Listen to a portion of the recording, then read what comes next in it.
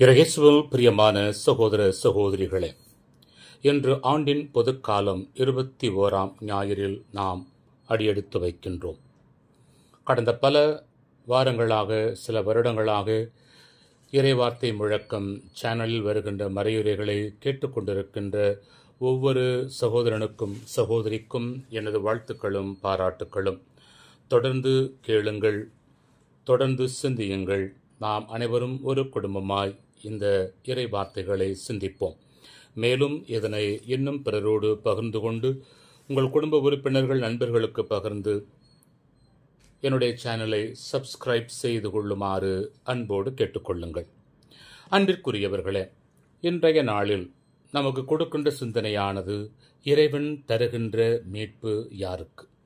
குறிப்பிட்டவர்களுக்கு மட்டுமா அல்லது அனைத்து மக்களுக்குமா என்ற சிந்தனையைத்தான் நாம் சிந்திக்க இருக்கின்றோம்.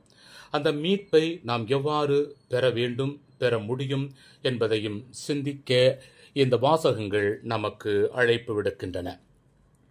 எதன் மூலம் விண்ணகத்தில் நுழைய முடியும்? எதன் மூலம் மீட்பு பெற முடியும்? ஒரு வீரர் பதக்கம் பெற வேண்டுமானால் அவர் என்ன செய்தால் பதக்கத்தை பெறலாம்?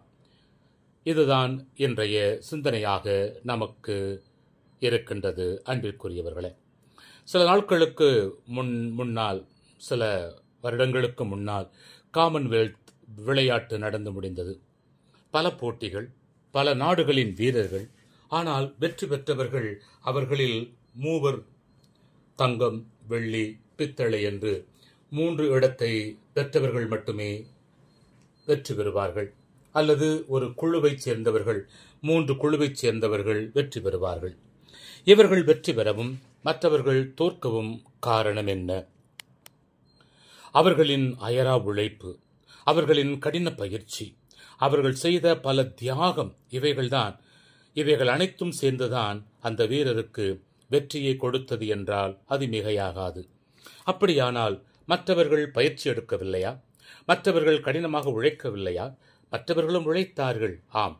ஆனாலும் வெற்றி பெற்றவர் மற்றவர்களை விட கொஞ்சம் அதிகமாக பாடுபட்டு இருக்கின்றார் என்பதுதான் மறுக்க முடியாத உண்மை. 3000 மீட்டர் தடை தாண்டும் ஓட்டப்பந்தயம் வந்தது. இறுதிப் போட்டியாக 8 பேர் காத்து கொண்டிருக்கின்றார்கள். அதிலே 3 கென்னிய வீரர்கள், மற்றவர்கள் மற்ற நாடுகளை சார்ந்தவர்கள். அதில் ஒருவர் இந்தியரும் கூட. ஆட்டம் தொடங்குவதற்கு முன்பே வர்ணனையாளர்கள் யார் முதலிடம் பிடிப்பார்கள், யார் 2ஆம் இடம் பிடிப்பார்கள், யார் 3ஆம் இடம் பிடிப்பார்கள் என்று குறித்து வைத்து விட்டார்கள். காரணம், கடந்த 6 போட்டிகளில் கென்னிய வீரர்கள்தான் அனைத்து பதக்கங்களையும், அல்லது ஆப்பிரிக்க வீரர்கள்தான் அந்த போட்டியிலே வெற்றி பெற்றவர்களாக திகழ்ந்தார்கள். எனவேதான் அவர்கள் அவ்வாறு கூறினார்கள். 1000 மீட்டரை கடந்தபோது அங்கே 4ஆவதாக இந்திய வீரர் ஓடி வருகின்றார். அவர்களுக்கு ஆச்சரியம். 2000 மீட்டரை கடந்த போதும் அதே 4ஆம் இடம். அவர்களுக்கு இன்னும் ஆச்சரியம். எல்லார் கண்களும் அந்த இந்திய வீரர் மீது விழுந்தது. அதன் பிறகு வேகமெடுத்த வீரர் 3வது, 2வது இடம் என்று ஓடி வருகின்றார். இறுதியில் முதலாவது ஓடி வந்தவருக்கு ஒரு பயத்தை கொடுத்தார் என்பதுதான் உண்மை. ஒரு சிறிய இடைவெளியில் முதலிடத்தை இழந்து 2ஆம் இடத்தை பிடித்து அனைவருக்கும் ஆச்சரியத்தை ஏற்படுத்தினார் நம்முடைய நாட்டு வீரர். அதுவரையிலும் பிற நாட்டவருக்கு எட்டா கனியாக இருந்த அந்த பதக்கத்தை இவர் பறித்தார் என்பதுதான் உண்மை. வரலாற்றை மாற்றி காட்டினார். காரணம், அந்த வீரருடைய கடின முயற்சி, கடின பயிற்சி.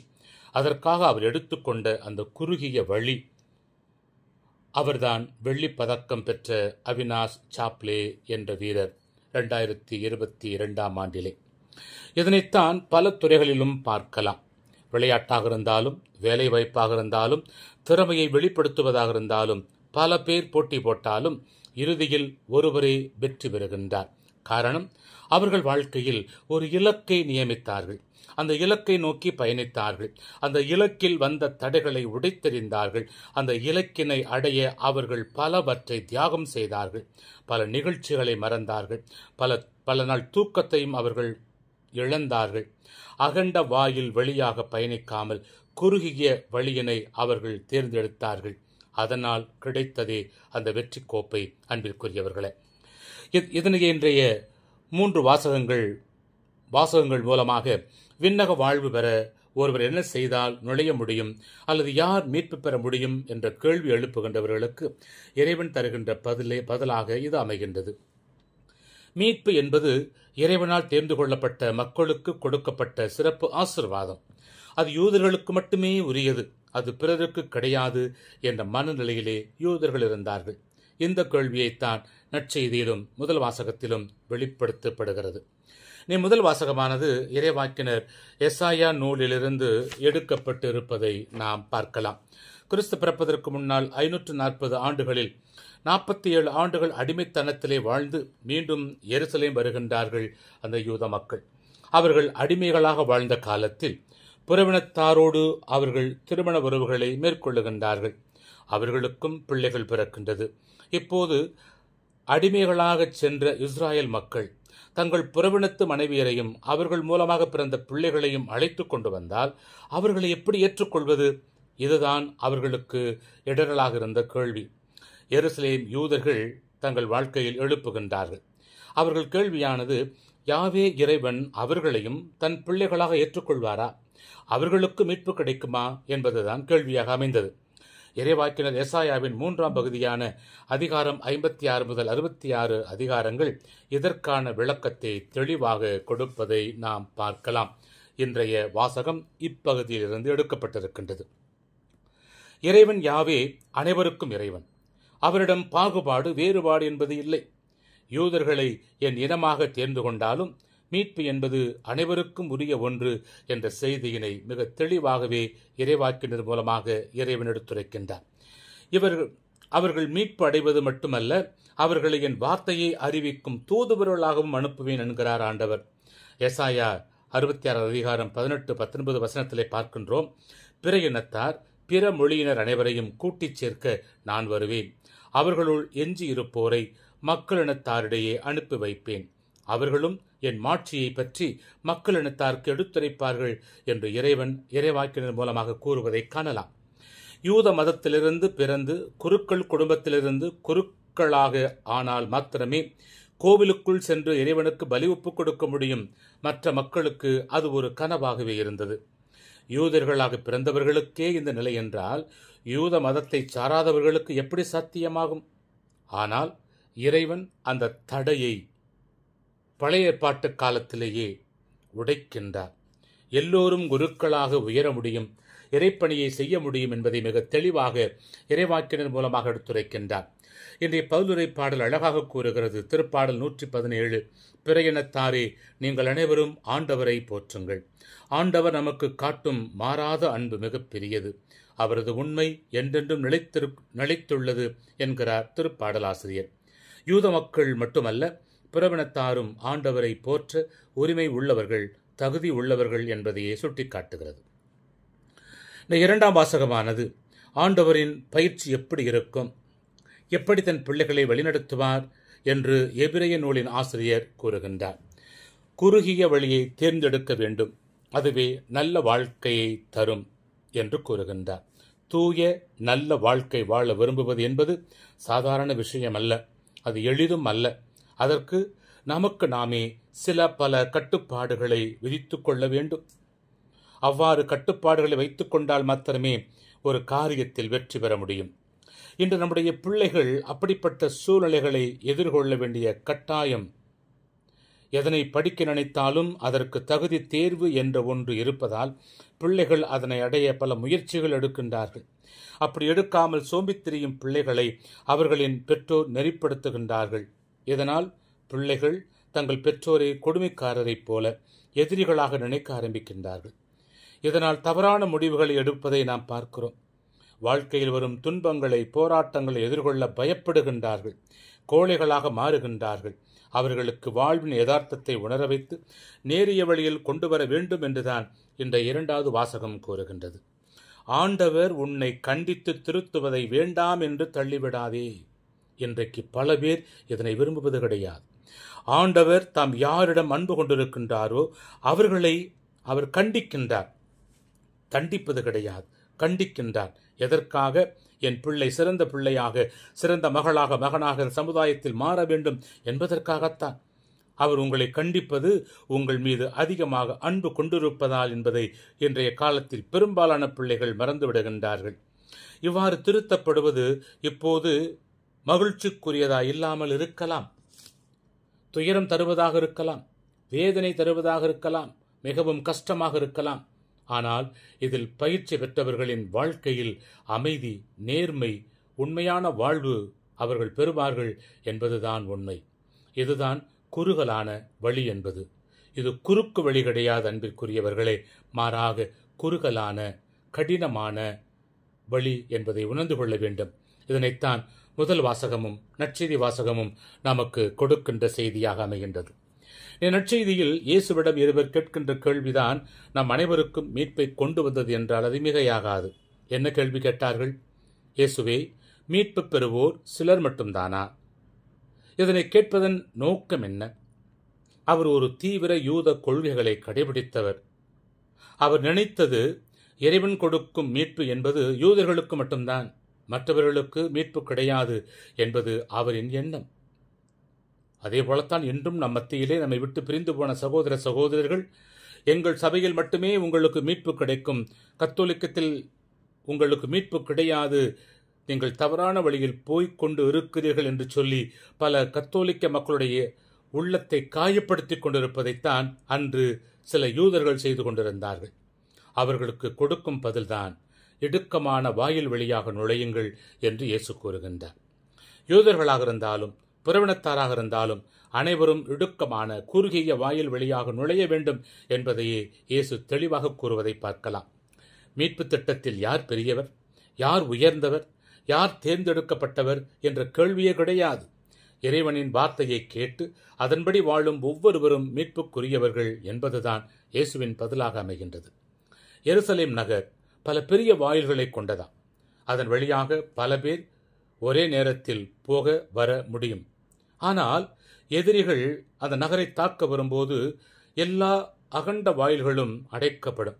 அந்த சமயங்களில் அவசிய தேவைக்காக, அவசிய காரணங்களுக்காக வெளியே செல்ல வேண்டியிருந்தால் அங்கே ஒரு சில குறுகிய வழி இருக்குமா, அந்த வாயில் வழியாக செல்ல அனுமதிக்கப்படுவார்கள். ஆனால் அந்த குறுகிய வழியில் செல்வது அவ்வளவு எளிது கிடையாது. அப்படிப்பட்ட வழியை தேர்ந்தெடுத்தால் மாத்திரமே அவர்களுக்கு தேவையான காரியங்களை பெற்றுக்கொள்ள முடியும். எனவேதான் அப்படிப்பட்ட வழியை தேர்ந்தெடுப்பதுதான் மீட்பிற்கான தகுதி என்பதைத்தான் இயேசு வெளிப்படுத்துகின்றார். இந்த மீட்பினை அடைய யூத குடும்பத்தில் பிறந்தால் மட்டும் போதாது, மாறாக இறைவன் மீது விசுவாசம் வைக்க வேண்டும். இதுதான் ஒருவருக்கு மீட்பை கொண்டு வரும். ஆக யூதராக இருந்தாலும் புறவினத்தாராக இருந்தாலும் இறைவன் மீது நம்பிக்கை கொள்கின்றவருக்கு மீட்பு உண்டு என்று இயேசு மிக தெளிவாகவே கூறுகின்றார். அன்பிற்குரியவர்களே, அவர்களுக்கும் மீட்பு கிடைக்கும் என்பதுதான் உண்மை. ஆக இவ்வுலகில் பிறந்த ஒவ்வொருவரும் மீட்படைய ஆசைப்படுகின்றோம். விண்ணகத்திற்குள் நுழைய வேண்டும் என்று ஆசைப்படுகின்றோம். நமக்கு சொர்க்க வாசல் திறக்க வேண்டும் என்று விரும்புகின்றோம். அப்படியானால் அந்த விண்ணகத்தை அடைய, சொர்க்க வாசலை அடைய நாம் என்ன செய்ய வேண்டும்? நாம் கேட்க வேண்டிய கேள்வி என்ன, அல்லது கற்றுக்கொள்ள வேண்டிய பாடங்கள் என்ன? முதலாவதாக, நாமும் அந்த யூதர்களைப் போல கிறிஸ்தவர்களாகிய நாங்கள் மீட்கப்பட்டவர்கள், எங்களுக்கு மட்டுமே மீட்பு உண்டு, மற்றவர்களுக்கு கிடையாது என்ற எண்ணத்தை நாம் மாற்றிக்கொள்ள வேண்டும்.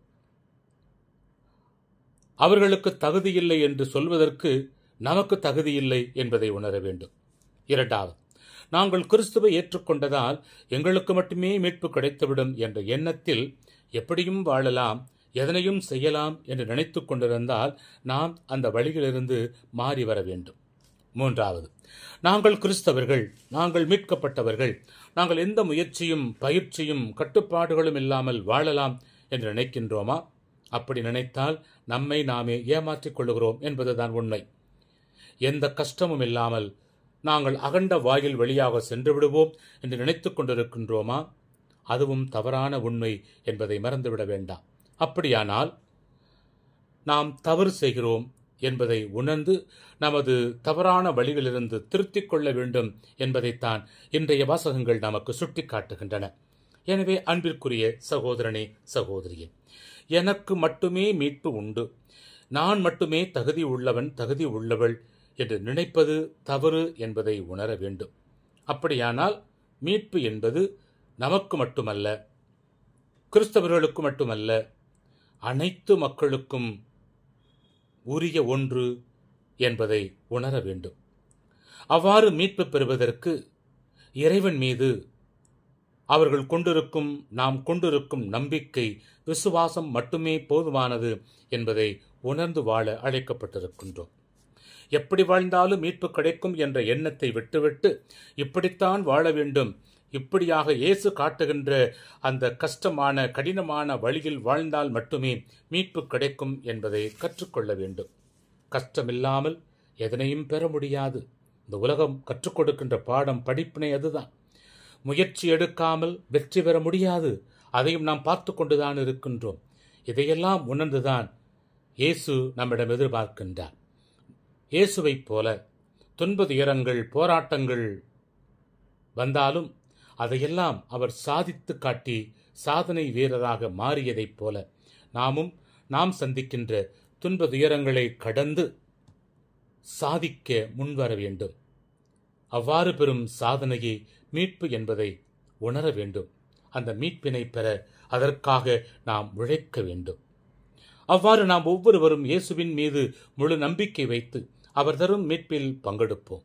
நாம் மட்டுமல்ல, இயேசுவின் மீது நம்பிக்கை வைக்கும் அனைவருக்கும் மீட்பு உண்டு என்ற எண்ணத்தோடு பிறரையும் அரவணைத்து செல்லும் நல்ல மனிதர்களாக வாழ இறைவன் நம்மை அழைக்கின்றார்.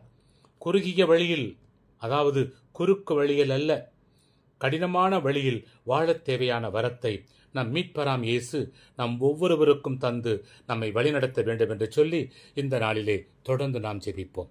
அன்பிற்குரியவர்களே, உங்கள் ஒவ்வொருவரையும் என்னுடைய தினசரி திருப்பலியில் நினைத்து நான் ஜெபித்துக் கொண்டிருக்கிறேன். என் உறவுகள், என் குடும்பத்தார், என் நண்பர்கள், ஜெப உதவி கேட்டவர்கள் என்று சொல்லி சொல்லி உங்களுக்காக ஜெபிக்கின்றேன். இனியும் தொடர்ந்து ஜெபிப்பேன். எனக்காகவும் என் நற்செய்தி பணி சிறக்கவும் ஜெபியுங்கள். மீண்டுமாய் இந்த செய்தி உங்களுக்கு பிடித்திருக்குமானால் பலருக்கும் பகிர்ந்து கொள்ளுங்கள், பலரையும் கேட்க வையுங்கள். நீங்கள் கேட்பது எனக்கு ஒரு உற்சாகத்தை கொடுக்கும் என்பதுதான் உண்மை. நான் எடுக்கின்ற முயற்சியை ஆசீர்வதித்து எனக்காக ஜெபிக்க உங்களை அன்போடு கேட்டுக்கொள்கிறேன். May God bless you.